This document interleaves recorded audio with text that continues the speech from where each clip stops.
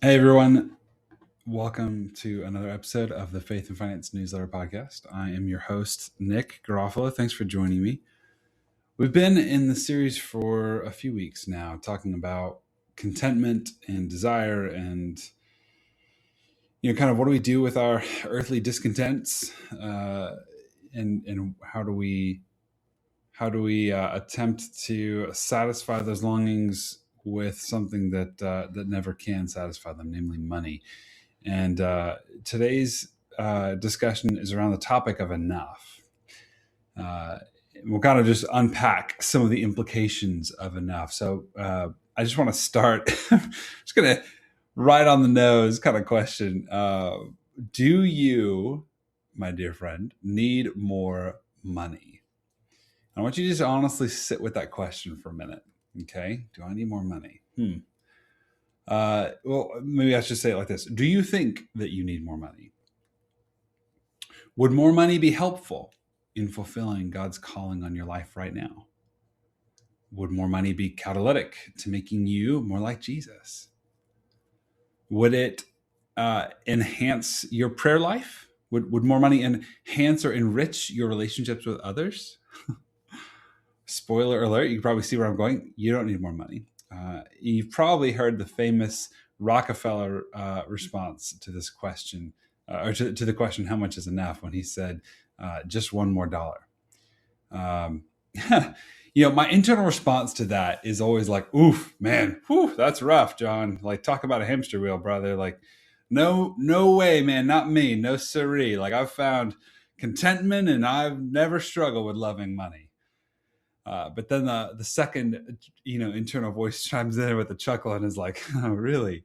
That's quite a lot of hubris there, Nick. Like, contrary to what I might expect, contrary to what you might expect, the question of enough is not actually a math problem. It's really a lack of clarity problem.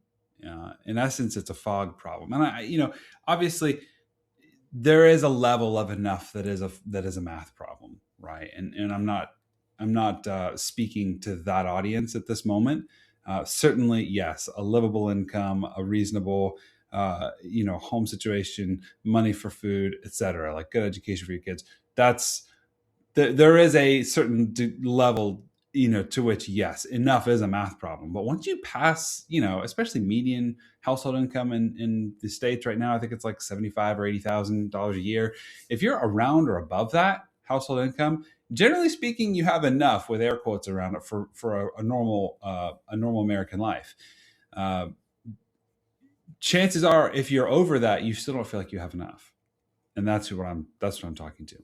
And that, my friends, is not actually a math problem. It's a clarity problem, or a lack of clarity problem. So if you don't know what enough is, if you don't have that defined, then every single dollar that comes into your hands now is a question. And it's a big old question mark on it. And it's like, oh, geez, well, do I need you? Should I keep you? Can I deploy you to something for myself? Should I deploy you for someone else? Is this intended for me, God, or is this intended for me to pass through to someone else? And the reality is just that fog is actually very mentally expensive. It's very cognitively expensive. Last week, we talked about the question under the question, or the questions under the question, and how money questions are really questions of the heart disguised as questions of the mind. And this is the first place that the fog shows up in real life. An undefined finish line.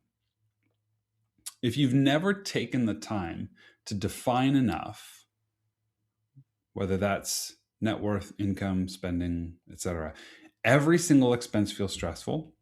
Every market dip, if you're heavily invested, throws your future into uncertainty. Every career change, if you're not heavily invested and you're heavily income dependent, every career change feels very uncertain.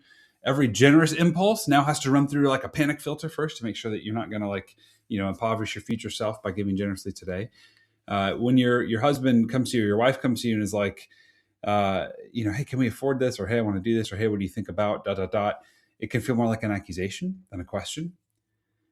It's kind of like flying through the clouds without any instruments. You might know for the moment that you're still in the air, but for how much longer, Are you going up? You going down? Are you straight and level, or are you flying into a side of a mountain? It feels very, very unsafe, very exposed.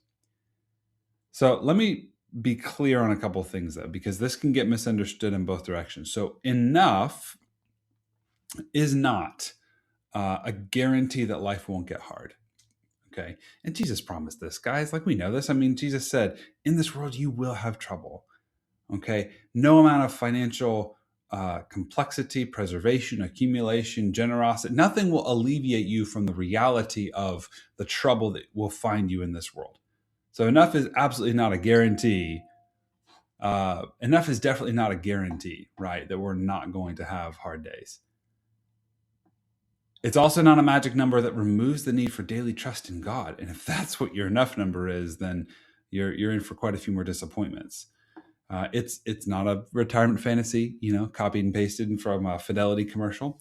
It's also not set in stone, never to be reevaluated. Life happens, life changes, seasons, healthy things grow and growing things change, right? And so your enough number for now may look very different in 5 years or 10 years, or my goodness, in 30 years, right? It may even look different in 30 months. So what is it then, Nick? Okay, well, enough is, I would define it as a reference point that makes small decisions a lot easier. Okay, kind of like having a wardrobe that's pre-sorted and organized, so you just kind of wake up and know what you're putting on.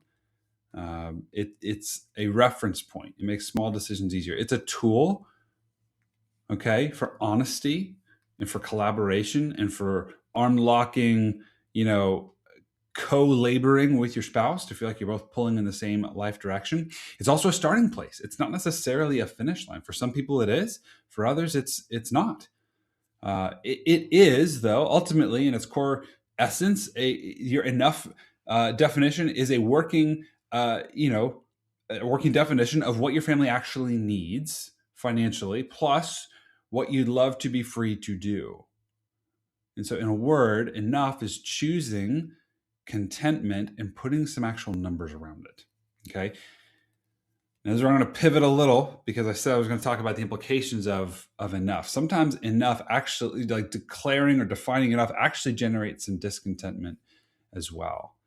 So I want to just give some room for this, because, I've heard a lot of well-meaning preachers encourage their congregations to be content, choose contentment. And it can often feel like a scold that's really just demanding desire management or hunger management or mitigation, right? Or hunger reduction. Want less, ask less, expect less. Contentment is not at its core a resignation into passivity. It's not ultimately the compression or elimination of desire. In fact, it's not necessarily holy or holier than discontentment. It just depends on where your longings reside and where they lead you, right? There's a kind of holy desire that saturates the Psalms.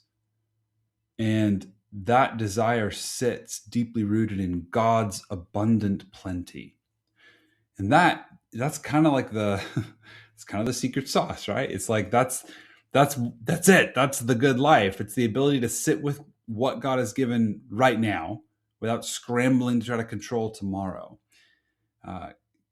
Content with what you have, but discontent this side of heaven.